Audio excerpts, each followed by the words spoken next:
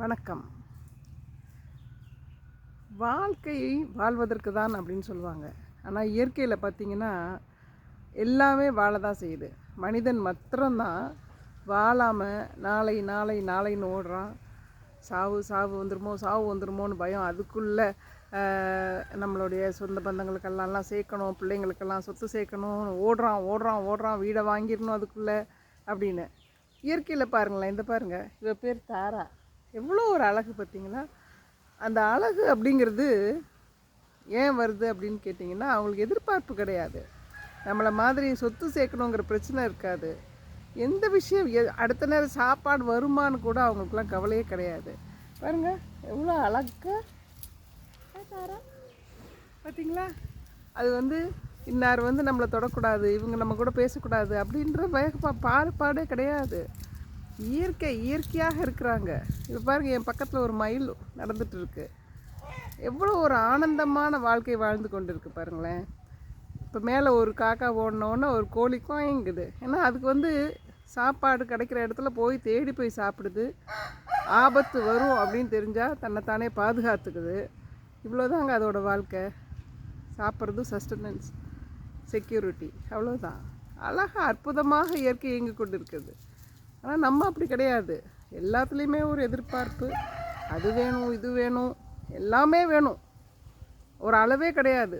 1 கோடி ரூபா வச்சுருக்கிறவன் 100 கோடி ரூபா வேணும்னு கேட்குறான். 100 கோடி வச்சுருக்கிறவன் இன்னும் 1000 கோடி வேணுமேன்னு நினைக்கிறான். அதனால தான் நமக்கு மனிதர்களுக்கு அவ்வளோ ஒரு மன உளைச்சல், கஷ்டங்கள். கஷ்டம் வருதுன்னு சொல்லி எல்லாரும் புலம்புவாங்க.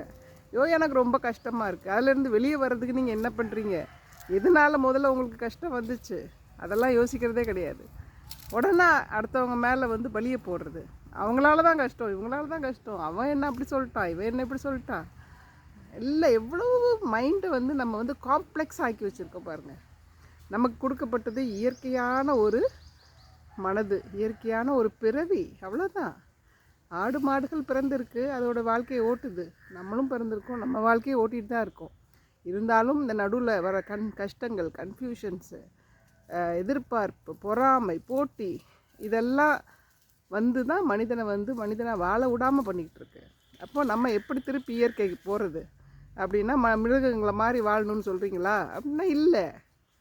மிருகங்களுக்கு இல்லாத ஒன்று நம்மக்கிட்ட இருக்குது. என்னன்னு சொல்லுங்கள் பார்ப்போம். மகிழ்ச்சி, சந்தோஷம், இதெல்லாம் நமக்கு வேணும்னு நம்ம நினைக்கிறோம். நமக்கு தான் சந்தோஷம் வேணுமேன்னு நம்ம நினைக்கிறோம். அதுங்க எப்போவுமே ஹாப்பியாக தான் இருக்கும். அதுகிட்ட போய் சந்தோஷமாக இருக்கியா அப்படின்னு நீ கேட்டேன்னா அது என்ன நம்மளை பார்த்து மேன்னு முழிக்கும். என்னடா கேட்குறா இவா, சந்தோஷமா, அது எப்படி அப்படின்னு தான் பார்க்கும். ஏன்னா அதுங்களுக்கு தெரியாது.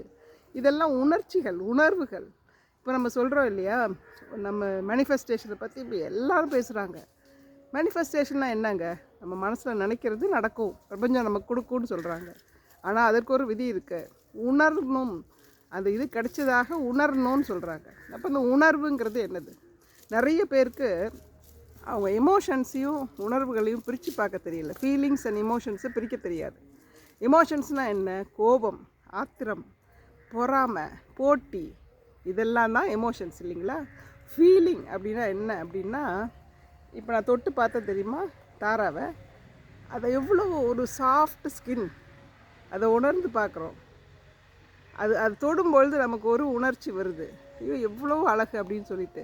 ஒரு சின்ன ஒரு கோழி குஞ்சை ஒரு குழந்தை கையில் கொடுத்தீங்கன்னா அது எவ்வளோ அழகாக உணர்ந்து பார்க்கும் தெரியுமா? எங்கே போச்சு நமக்கு அந்த உணர்ச்சி? இந்த இலை, மரத்தில் அடியில் இருக்கிற இந்த இலையை தொடும்பொழுது அது ஒரு உணர்வு இருக்குது. அதே தான் அது இளம் துளிரை தொடும்போது வேறு மாதிரி உணர்ச்சி இருக்குது. சூரியனின் மேலே படும்பொழுது ஒரு வார்ம்த் தெரியுது, அது ஒரு உணர்ச்சி. காற்று வீசும்போது என்னுடைய மேல் பட்டு லேசாக அப்படியே போகுது, அது ஒரு உணர்ச்சி. இதெல்லாம் தானே உணர்ச்சி. இதை போயிட்டு நம்ம வேறு இதோட கன்ஃபியூஸ் பண்ணிக்கிறோம். இந்த உணர்ச்சியோட ஃபீல் பண்ணுங்கள், நிச்சயம் உங்களுக்கு கிடைக்கும். இப்போ மேனிஃபெஸ்ட் பண்ணுறவங்களாம் எதை மேனிஃபெஸ்ட் பண்ணுறீங்க? சந்தோஷத்தையா? கவலை இல்லாத வாழ்க்கையா? இல்லவே இல்லை. நீங்கள் மேனிஃபெஸ்டேஷன் பற்றி பேசுகிறவங்களே பார்த்தீங்கன்னா பணம் வேணும் அப்படின்னு கேட்குறாங்க. எனக்கு தொழில், ஒரு ஜாப் வேணும், இவ்வளோ லட்சம் சம்பாதிக்கக்கூடிய ஜாப் வேணும், பணம் வேணும். இதெல்லாம் வச்சு என்ன பண்ண போகிறீங்க? உணர்வு இருக்கணும். உணர்வு, ஒரு உணர்ச்சி. வாழ்க்கையில் எதெல்லாம் ஹாப்பியாக கொண்டாடக்கூடிய விஷயங்கள் நிறைய கொட்டி கிடக்கு. அதை விட்டுட்டு சின்ன சின்ன விஷயத்துக்கு கோவம் ஆத்திரம் எமோஷன் ஆறுது அதெல்லாம் தேவையே இல்லைங்க. அழகாக இருக்குது. வெளியில் போய் பாருங்கள். ஒரு பட்டர்ஃப்ளை இதோ பறந்துட்டுருக்கு, அங்கே ஒரு வண்டு பறக்குது, ஒரு ஈ மொச்சிட்ருக்கு ஒரு விஷயத்தில். இதெல்லாம் எவ்வளோ ஒரு அழகு. இதெல்லாம் உணர்ந்து பாருங்கள். உங்களுக்கு உணர்ச்சி அப்படியும் உங்களுக்கு ஃபீல் பண்ண தெரியலையா? போங்க, நேராக போங்க. நான் சொல்கிறது கட்டாயம் செய்யுங்க. ஆனால் போய் அடுப்பு பற்ற வைங்க, இல்லைன்னா ஒரு தீக்குச்சி எடுங்க, பொருத்திட்டு கையில் இப்படி வைங்க. உங்களுக்கு தெரியும் அது உணர்ச்சி, என்ன உணர்ச்சி வருதுன்னு. சுடும் இல்லையா? தீயை சுட்டால் சுடும் அப்படிங்கிறது தான் அந்த உணர்ச்சி பேர் தான். அந்த உணர்ச்சியை தான் நமக்கு பண்ண தெரியல. இப்போ கவலையாக இருந்தால் எல்லோரும் இருந்துருவாங்க, சோகமாக இருப்பாங்க அப்படியே. ஐயோ உலகமே போச்சுடா, இது என்னடா வாழ்க்கை, அதெல்லாம் பண்ண நல்லா தெரியும் நமக்கு. ஆனால் அது உணர்வு. சேடாக இருந்தால் கூட ஒரு அமைதியாக உட்காந்து அந்த சேட்னஸோடு இருங்க. அது சேடாக இருக்கிற ஃபீலிங் உங்கள் உடம்புல எங்கே வருதுன்னு பாருங்கள். ஒரு தொண்டை அடைக்கிற மாதிரி இருக்கும். தாரா, தொண்டை அடைக்கிற மாதிரி இருக்கும். சில சமயம் நெஞ்சை கட்டிக்கிட்டு வரும். ஒரு கட் ஃபீலிங், ஒரு மாதிரி ஒரு பட்டர்ஃப்ளை பறக்கும். அதெல்லாம் தான் ஒரு ஃபீலிங், சேட் ஃபீலிங் இல்லையா? சந்தோஷமாக இருக்கும்போது அப்போது அமைதியாக உட்காருங்க. அந்த சந்தோஷமான அந்த உணர்வு உடம்புல எங்கே வருதுங்கிறத பாருங்கள். அப்படிலாம் கூட எனக்கு பார்க்கவே முடியாது அப்படின்னு சொன்னீங்கன்னா போங்க, வெளியில் போங்க. ஒரு மலரை கையில் வச்சு பாருங்கள், தொட்டு பாருங்கள். வேறு எந்த ஒரு நினைவும் இருக்கக்கூடாது. ஜஸ்ட் அந்த இதில் அப்படியே தொட்டு பாருங்கள், எவ்வளோ சாஃப்டாக இருக்குது. அப்போது ஒரு உணர்வு உங்களுக்குள்ளே வரும். அது எந்த இடத்துல உங்கள் உடம்புல வருதுன்னு பாருங்கள். இப்படிலாம் தான் நம்ம டிஸ்கவர் தான் பண்ண வேண்டியிருக்கு இப்போல்லாம் உணர்ச்சியை. ஏன்னா ஈஸியாக நம்ம சந்தோஷம், கோபம் இதெல்லாம் கண்டுபிடிச்சிருவோம். அந்த எமோஷன்ஸை கண்டுபிடிச்சிருவோம். அந்த ஃபீலிங் நம்ம உடம்புல எங்கே வருதுங்கிறது தான் கண்டுபிடிக்கிறது இல்லை. பாருங்கள், அழகான ஒரு பட்டர்ஃப்ளை பறக்குது.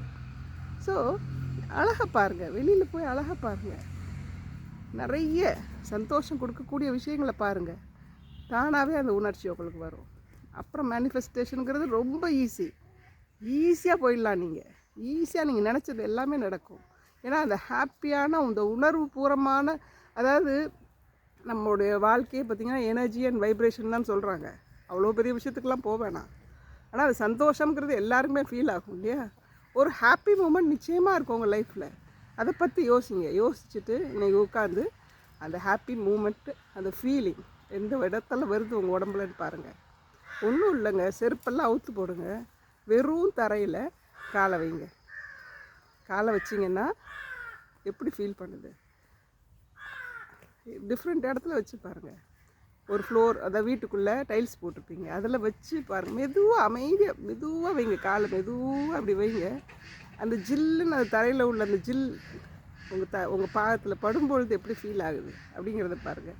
வெளியில் வாங்க, ஒரு மண் தரையில் வைங்க, மெதுவாக வைங்க. மண்ணோடு உங்கள் கால் உரசும் பொழுது எப்படி இருக்குன்றதை பாருங்கள். ஒரு புல் தரைக்கு போங்க. அந்த புல்லில் காலை பொழுதில் உள்ள புல்லில் காலை வைக்கும் பொழுது அந்த அதில் இருக்கக்கூடிய சின்ன சின்ன டியூ ட்ராப்ஸ் உங்கள் காலில் பட்டு எவ்வளோ ஒரு அற்புதமான ஒரு ஃபீலிங்கை கொடுக்குதுன்னு பாருங்கள். நிறைய ஃபீல் பண்ணுங்கள், அப்புறம் எல்லாமே வரும். நமக்கு பண்ணி பாருங்கள். Feeling is the secret. வேறு எதுவுமே சீக்ரெட் கிடையாது. ஃபீலிங் ஒன்று தான் சீக்ரெட். கண்டுபிடிங்க.